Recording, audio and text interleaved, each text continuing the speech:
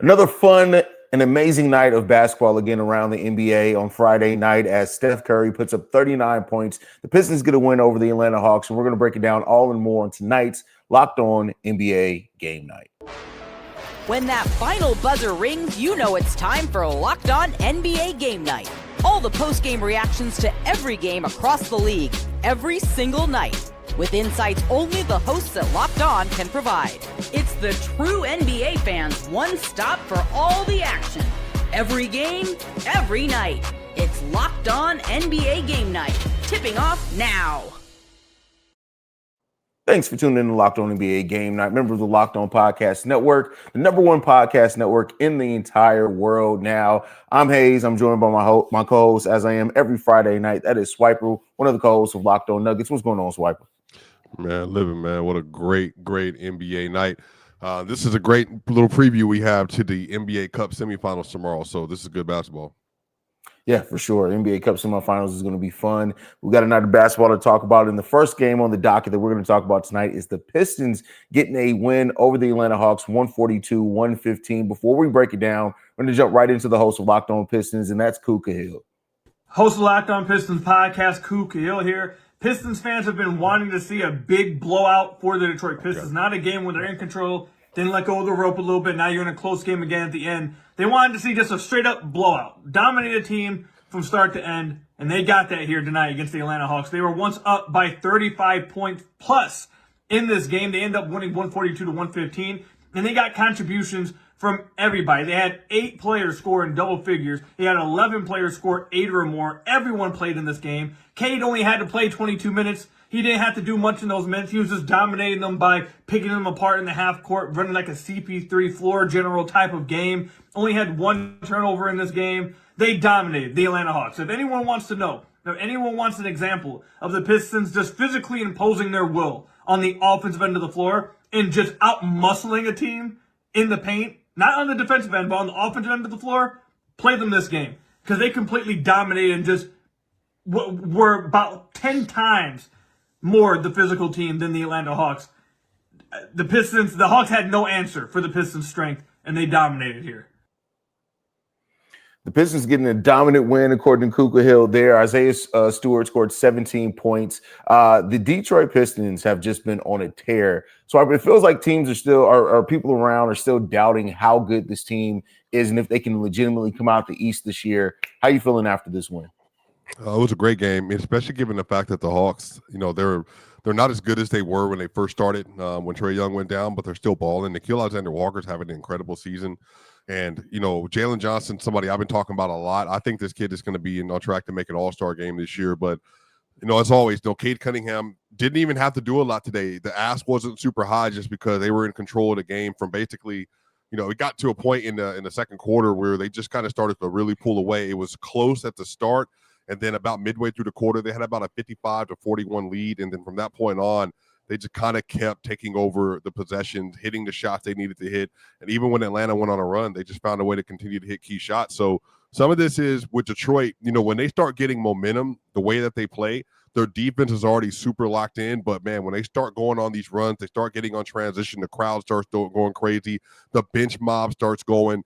They're just one of those teams this year that they just are full of energy. They're full of life, and they believe in what they've done. Obviously, JB Bickerstaff has done an incredible job. And tonight, again, it's just another testament to just how good this team is because the Atlanta Hawks are no pushover. And I think for a lot of folks, the Atlanta Hawks are a surprise team. I think they're going to end up being one of the 6 seeds in the Eastern Conference this year. But Detroit, they're just a team on a mission, man. Like, there's a real world where the Detroit Pistons, and I know this is going to sound crazy for some people, y'all, there's a world where the Pistons are like 60-win, 61-win team this year. And, to flip that narrative from where they were 2 years ago to making the playoffs last year, being the 6th seed, and then stepping into the NBA this year. Now they're 20-5. They're 15-5 within their own conference as well. They're 11-2 at home. They're on a 3-game winning streak at this point. They look good. They play together. They're sound. This is just a really physical, really dominant team that's just finding its rhythm right now. So shout out to them, man. They're playing really good basketball. And tonight was a testament of a great team win. Yeah, they're playing excellent basketball. And I think the Pistons and, Cade Cunningham is I would think in any other normal season would be an MVP candidate. He's top top 10 or 11 in scoring. He's the second in assist guy in the league. His defense is taking huge steps. This is a legit team that has a chance to win the East. Swiper, I want to talk a little bit about the Atlanta Hawks. They had made changes to the team, and we had talked about before. Coming into this season, they wanted to see how Trae Young fits with those young guys before they maybe make a decision to move on from Trae. He did get an extension. Looking at Jalen Johnson in his third straight triple-double, Nikhil Alexander-Walker has been an amazing acquisition for them.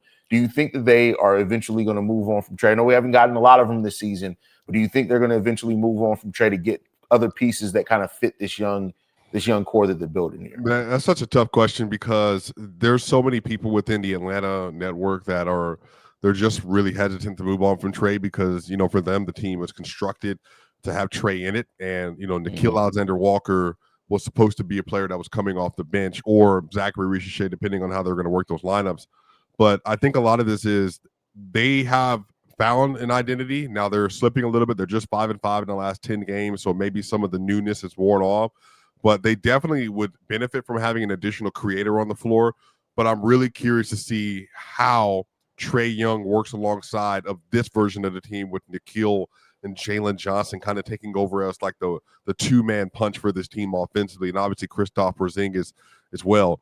So I think they definitely are probably going to end up, moving him unless it's just like he comes back and he's on an all-NBA tear, and then they want to give him a max contract, obviously in the summer. But he's on track to potentially like to be a free agent, and that's just a lot of money to play with, especially when you're a team that is really looking to make sure you just have assets in the building and that you can continue to build around the roster and such that you have. I mean, he's had to hit a player option for next year. Do you want to play around with that? And then, because he's probably not going to take $48 million because he can get more money, at least more money guaranteed long term. So it's a tricky situation for the Atlanta Hawks.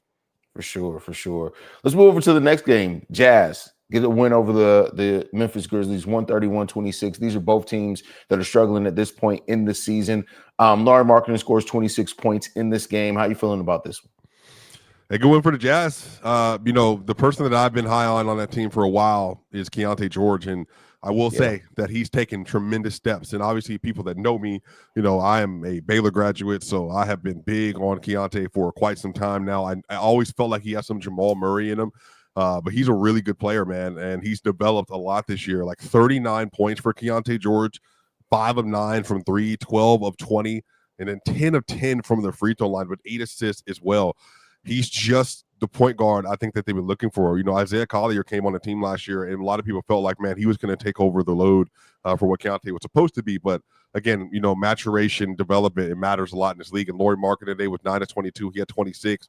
But I'm telling you, man, like, they have some blue chips on that roster. And I think, Jazz fans, obviously, if you're listening to this, you might have a difference of opinion here. But I think the fact that you got Keontae's in his third year now, bro, and he's averaging 23, 7 assists a game. He's shooting 44% from the field, 34% from 3. Like, you can work on that. Like, you can work on shooting splits, and you can work on figuring out like how to take more efficient shots as time goes on. But he's shooting 91% from the line. Like, this is a building block. Like, so you have a legitimate blue chip building block at the point guard position next to Lauri. Bro, I really think Jazz fans should feel really encouraged about some of the stuff they're finding in the draft right now. And I know they haven't found their guy, but I think Keonte, Ace Bailey, Lauri Markkanen, like, that's a really nice trio to build around. Yeah, I mean, they got something that they're going there. They've recently been mentioned as a team that could be interested in Jonathan Kuminga too. I don't know how that fits in with what they're doing, but they got some nice, interesting young pieces down there with Utah. And I just think whenever Utah decides to finally make that switch from being a team that's bottoming out to stack draft picks and actually start trying to win, they're going to find themselves to have a nice young core there. Of course, Ace Bailey and those type of players are there as well. The Grizzlies are in a tailspin, but before we talk about them, we do got a short here. We're going to play this one. This one is from David Locke. Keonte George's career high leads the Utah Jazz to a win in Memphis on Ja Morant's return. Host of Locked On Pistons. stepped up. David Locke of Locked on Jazz. Keonte George had 27 in the first half, finished with 39 on what continues to be a breakout year for Keonte. He's averaging 22 points in his third season and is likely the most improved player in the NBA right now. He went 10 of 10 from the free throw line. He's shooting over 90% of the line, and he's increased his free throws from 4 to nearly 8 a game this year in his breakout. But it was Isaiah Collier's second half that changed the game for the Jazz. Collier has been struggling this year in his second season, came out, had 8 assists to go along with 5 points. 4 of his 8 assists went to Kevin Love, who was originally drafted by the Memphis Grizzlies, but traded on draft night. And Kevin Love, since 2008, he's been doing this. And Love hit 4 threes that brought the Jazz back. They win at 130-126 here in Memphis. Ja Morant returned at 21 points and 10 assists tonight for the Grizzlies, who, of course, were without Zach Edey, who's out for over a month. Jazz get the win, their second win in their last 3 road games. David Locke for Locked on Jazz. How do you feel about the Memphis Grizzlies this season, Swipe? Yeah, it's tough because, I just spoke to somebody about this the other day. I think that they have found, with Jalen Wells, on this roster. Zach Edey has proven to be really good. And then Cedric Coward, that's like they have real game for the future. And I think that Jaren Jackson Jr., obviously, you want to talk about a split community on a player. I think he, it's just, it's not the best JJJ year. Last year by this time, really through the first 2/3 of the year, I thought he was about to make an all-NBA team. He was playing that well. His post game was crazy. Like, the defense was good. The offense was there.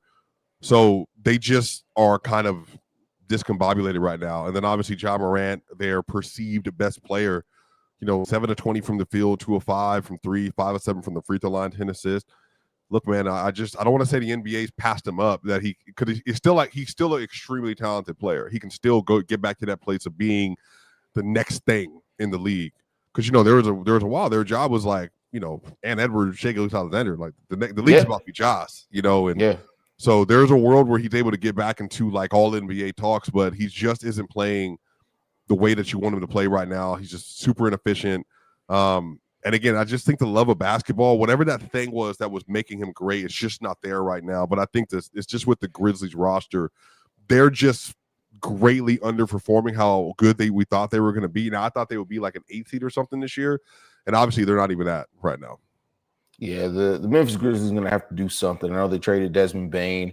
It just seems like they missed that window that they had between the Ja Morant suspension and injuries and everything. They missed that window where it looked like they were going to be a team competing in the Western Conference for years. But we'll see if they can regain that. But we're going to continue talking about NBA Friday night. We're going to talk about the Wolves getting a win over the Warriors tonight. But first, we do got to get into a message from Zocdoc.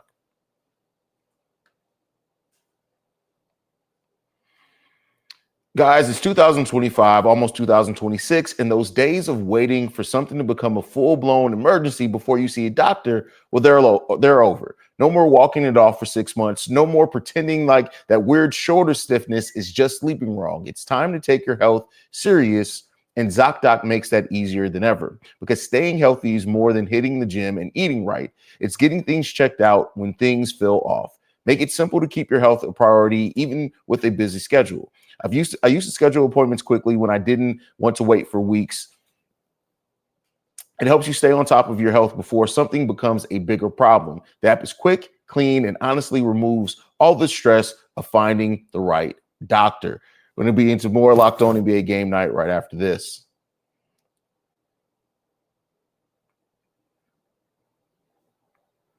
All right, Swiper. With that said, man, let's get into it.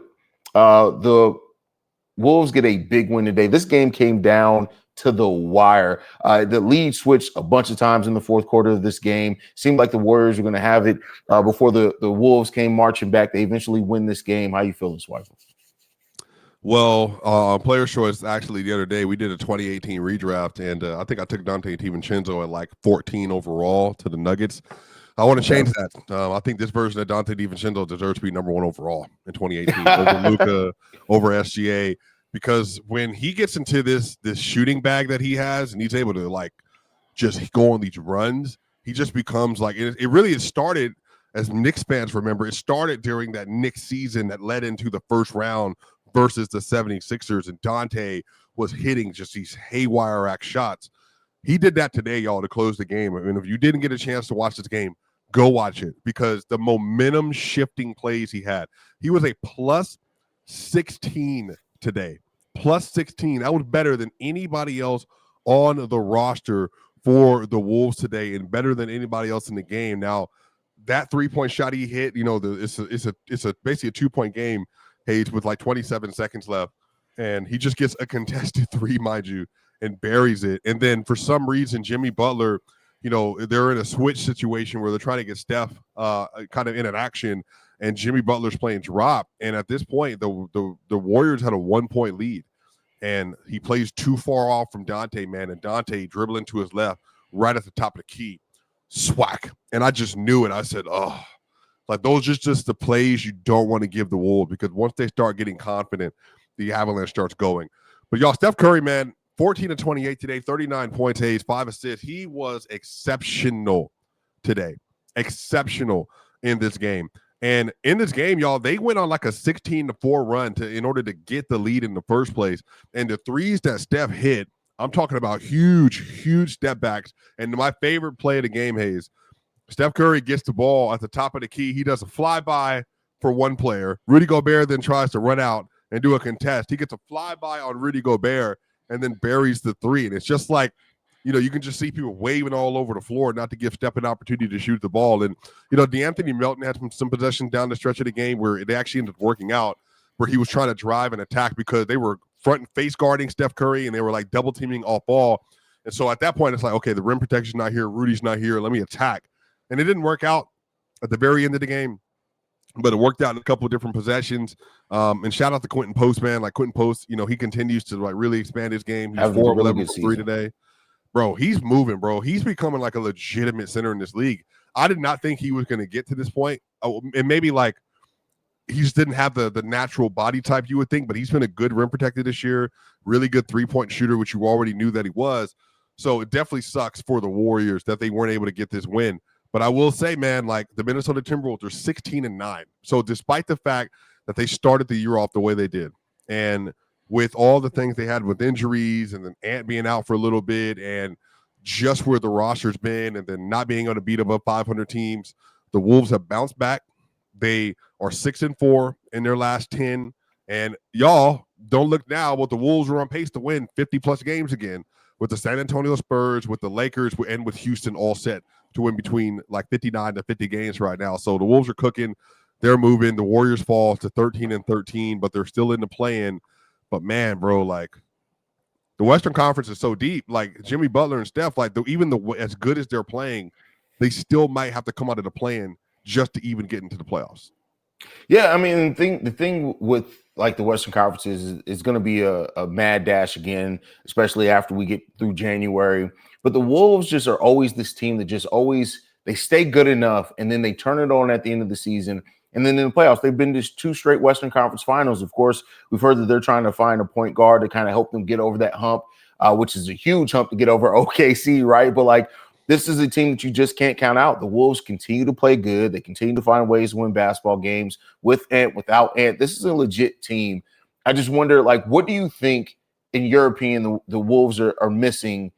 I know that they still got to get over OKC, but what is it? Just the point guard that you think will help them get over that hump and get them to that next echelon, or are they missing something else with that team? Wow, man, that's a good question. Their defense has not been what it's been historically. I'll say that to start off. That's probably one of the most notable things. And they're 12th in defense on the year. In the last 10 games, they're also 12th in defense as well. So there's just something not, whether it's Chris Finch and, whether it's just like it's early season, and so they're just not committing this kind of energy because they are a little bit older now.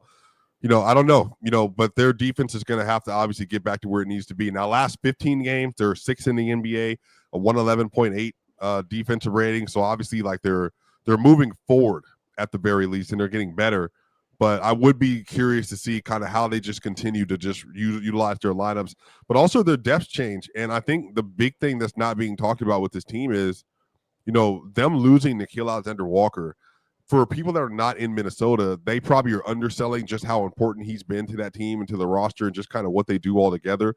But not having that POA defender next to Anthony Edwards that can really like shore up a lot of those defensive responsibilities with Dante, DiVincenzo, they just are struggling a little bit. But obviously, hopefully, they'll continue to figure it out, man. I think the Wolves are a top 5 team in the NBA.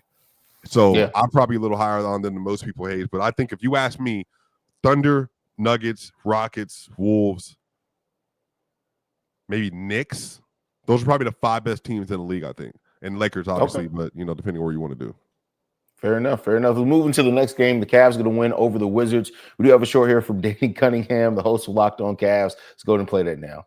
Cleveland Cavaliers get a win on Friday night, 130-126 over the Washington Wizards. And this is not what I would call a step in the right direction for the Cavs, but rather a crisis averted. They've not been playing great basketball entering the game. They just had 5 days off where they got some practice time. They got some film time. They got some time to come together as a team. And it was the same old story. They looked good at times. They looked horrible at times. And Donovan Mitchell had to bail them out. Donovan had 48 points in the game. He was spectacular. 24 of those 48 points came in the fourth quarter. But the fact the Cavs needed Donovan Mitchell to score 48 points in the fourth quarter against the Washington Wizards, probably not a great sign. Cavs defensively need to be so much better. They're very weak right now at the point of attack. Ultimately, it's a win, and you don't apologize for those in the NBA, but it's not a win that if you're the Cavs, you necessarily feel great about. They'll try and get another one on Sunday against the Charlotte Hornets, and maybe they'll look better in doing so on Sunday. Crisis averted is right. Crisis averted is the right answer there from Danny Cunningham. The Cavs they just don't have it like they had it last season at all quite yet. I mean, there's still enough runway for them to get it together. Now, I mean, luckily they still got this win, but like you let the Wizards push you to the brink. How you feeling, Swiper? Yeah, this is just a full season issue with the team, and I don't want to be derogatory because I don't want to use the word soft because that's not fair. I don't think they're being soft. They definitely look like they're discombobulated. They just don't look as smooth. Now, on the season for Orlando fans, they're 10th in net rating overall, so they're still performing like a top 10 team. I just know for Cleveland fans, it doesn't feel like it because last year this team was putting teams away. There was no, you're going to be with us for a while. Even if it's a scoring game, we're going to score 10, 15, 20 more points than the Wizards when we need to. Donovan Mitchell has been great this year, but Darius Garland, obviously coming back from the injury, hasn't been the same player as he was last year. And then you add in the fact that I think Evan Mobley hasn't taken the step that they were hoping he was going to take this year. So it's a mix of things, man. I just think as an overall unit, they just have to continue to get better. And I think they will as the year goes on. But hopefully Evan just continues to figure out how to play, especially these center position minutes as they're still waiting for kind of Jared Allen and all that kind of stuff. But again, Evan Mobley, 23 and 13 today. He had 6 assists, so that's a better game. But you do expect that your DPOY can help turn around your defense in the long term. Yeah, and I'm just worried with the Cavs that, like, with a team as talented as the Cavs, you always think they're going to find a way to turn it on. They're going to find a way to turn it on. But eventually you run out of that runway and you don't. And, I mean, if they do decide if they fall short this season, they're going to have some tough decisions to make in the offseason. But we'll cross that bridge when we get to it. Anything on the Wizards before we move into our next break, Swar? Yeah, shout out to the Wizards, man. They continue to fight. Keyshawn George. I like Keyshawn George. Had a good game. Bub Carrington also, like, you want to talk about somebody that with some future star-ish potential. 27 points, 5 of 13 from 3. He looked really good today as well, and obviously CJ McCollum. So they got some good pieces there. Shout out to them. For sure. All right, we're going to come back after this break. We're going to talk about the rest of the games, the 3 games we got left from NBA Friday night, right on the other side of this. All right, got to talk to you guys about another one of our sponsors, and that is Quo. New Year's, new systems. And this time, this is the time when a lot of us look at the messier parts of running a business and think there has to be a better way. And there is. Today's episode is brought to you by Quo, spelled Quo, the smarter way to run your communications. If you're ready to make your workday smoother and keep customers connected without headaches, Quo makes upgrading your setup even easier. The AI summaries and call logging can feel like having an assistant keeping track of your every detail. It's surprisingly easy. You can work from your phone or computer and keep your existing number and add teammates in minutes. Make this year where no opportunity and no customer slips away. Try Quo for free, plus get 20% off your first 6 months when you go to quo.com/LockedOnNBA. That's QUO.com/LockedOnNBA. Quo, no missed calls, no missed customers. Also got to talk to you guys about another one of our sponsors, and that is FanDuel. NFL Sundays move fast. One big play, and suddenly everything feels different. That's what makes live betting with FanDuel so exciting. You're not just watching the game, you're reacting to it in real time. With FanDuel, you can place bets as the action unfolds. Every drive, every momentum, every swing, every highlight moment. Live betting is the best when the game starts to shift. A receiver gets hot and defense tightens up, or the momentum flips after a turnover. FanDuel lets you jump into the moment. Live spreads and money lines adjust instantly. Player props and updates as guys heat up. You can bet next touchdown scores, drive results, totals, and more. It keeps you locked into every snap, every drive, and every possibility. So if you want to be right in the middle of the action this season, visit FanDuel.com and place your NFL live bets all season long with FanDuel. The game moves fast, and so can you. We're Locked On Game Night coming up next.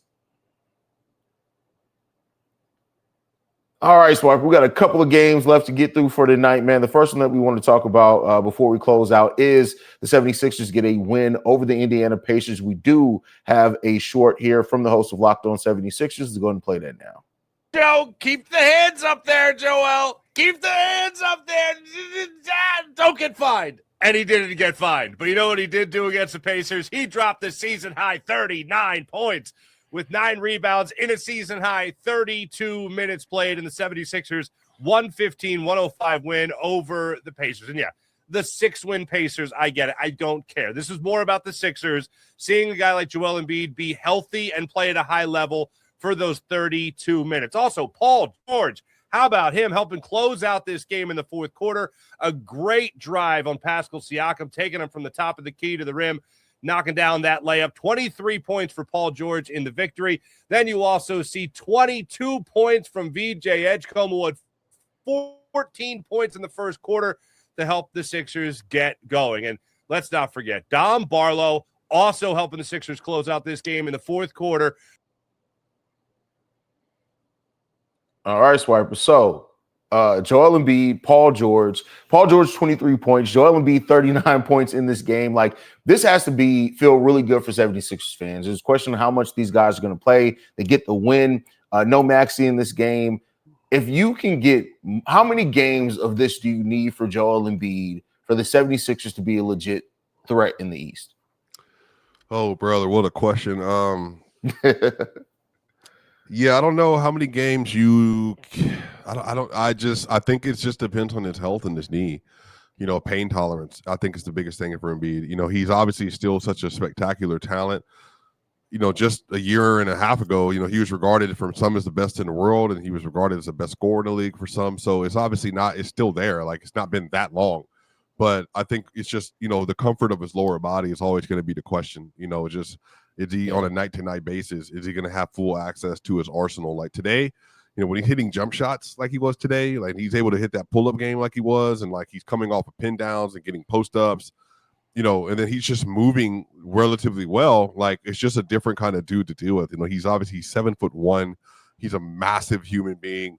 And so I think for the rest of the league, you know, we're all kind of hoping that he's able to get back to that place, because this is one of the most skilled players that's ever graced the sport of basketball. So I don't know how many games they can hope to get from Embiid, but if they got honestly, Haize, if they got 10 games like this from Embiid, they should be like elated with that. Yeah, I mean, we'll see. It's good to get this game from Joel Embiid. I'm sure it was a moment of relief from him too, and we'll see how many more of that we can get from him. But we also got to talk about the Mavs. The Mavs get a 119-111 victory over the Brooklyn Nets. We got a short here from Nick Ainstate, host of Locked On Mavs here. Way too close for comfort. In a game against the Brooklyn Nets, the Dallas Mavericks were tied with 3 minutes to go in this game. And you were thinking, all right, what is about to happen? There's no way this Brooklyn Nets team is about to close out the Dallas Mavericks and find a way to get this win.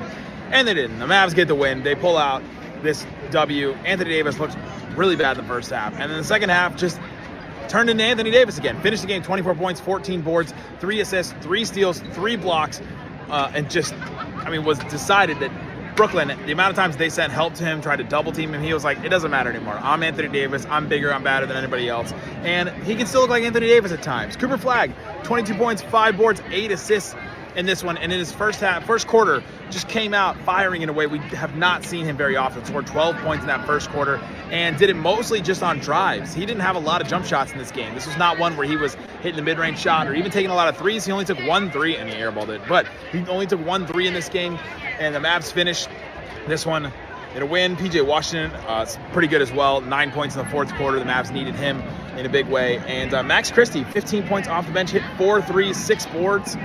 He's doing a little something to everything in these Mavs games, but not a good one that you feel like really encouraged by, but a win is a win, I guess, for this team. A win is a win for that team is a great way to end that short, because that's exactly what it is for the Dallas Mavericks. It's been an interesting season for them. We'll see what they do at the trade deadline. Anything on the Mavs, Swiper? Yeah, nothing on the Mavs, but everything on Porter. Another 30-point game for Porter, and he had 34 exactly tonight, 3 assists, 4 rebounds, and he was 12 of 20 from the field. So talk about somebody stepping into a role and dominating. For sure. Last game of the night, the Bulls get a win over the Hornets, 129-126. Josh Giddey scores 26 points. Kobe White gives 20 points. The storyline in this one was Nikola Vucevic, the Bulls starting center, benched. Only 7 minutes in the second half. He's benched for the entirety of the fourth quarter. Zach Collins gives them some really good defense in moments. They're able to pull out the victory there. I talk about the Bulls every day. So how you feel about the Bulls and Hornets, man? Yeah, man. Definitely a flip in the switch. The Bulls were cooking to start the year off, and then they came back down to earth and been terrible. And then now, obviously, they get a good win. So shout out to them, man. Josh Giddey continuing to have a MIP level season, 26 points, 11 assists for him today. That's really good, man. Like, shout out to him. Yeah, absolutely. Shout out to them. Hopefully the Bulls can start stacking some more wins and against better teams as well. But that's going to do it for Locked On NBA Game Night Friday night. We appreciate you guys for tuning in, man. Locked On NBA is available on every podcasting app and platform of your choice, as well as YouTube, the Odyssey app, Amazon Fire TV, Roku TV. Basically, anywhere you want to see us, you can get it. Me and Swap will be back here next Friday to recap everything again, y'all. Peace.